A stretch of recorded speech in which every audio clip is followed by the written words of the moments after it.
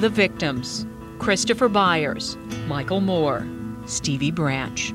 All 8 years old, all neighbors in this West Memphis subdivision. They played together, disappeared together, died together.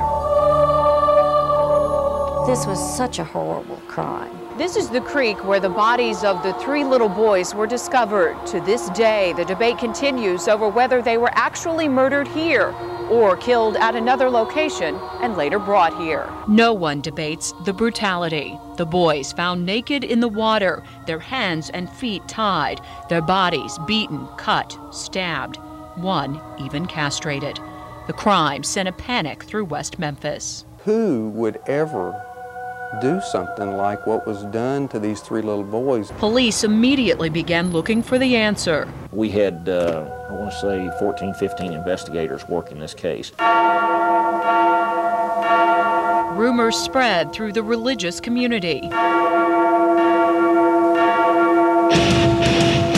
Was it the work of the devil? Unfortunately, 10 years ago, it was widely believed and widely held by law enforcement that cults were responsible for basically all the missing children. Days turned into weeks, still no arrest. There was tremendous pressure on the police to get this wrapped up. Paranoia grew. There were some wild rumors floating around about what had happened, and a lot of it wasn't true, but the truth was bad enough. District Judge John Fogelman served as a Crittenden County deputy prosecutor at the time.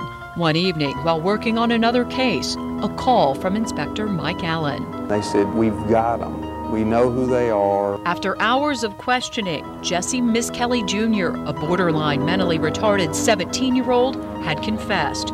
A confession his father says came after intense pressure from police. They cussed him, pulled a chair out from under him, spit in his face, stepped on his hand. At this point, he's saying, he's thinking to himself, nothing I can say is going to deter these folks.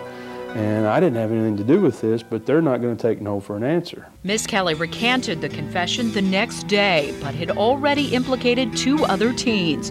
18-year-old Damian Eccles, who wore black and read books on witchcraft, and his friend, 16-year-old Jason Baldwin, who listened to heavy metal music. All 3 arrested, all 3 tried, all 3 convicted. Miss Kelly and Baldwin sentenced to life in prison without parole. Eccles, the death penalty.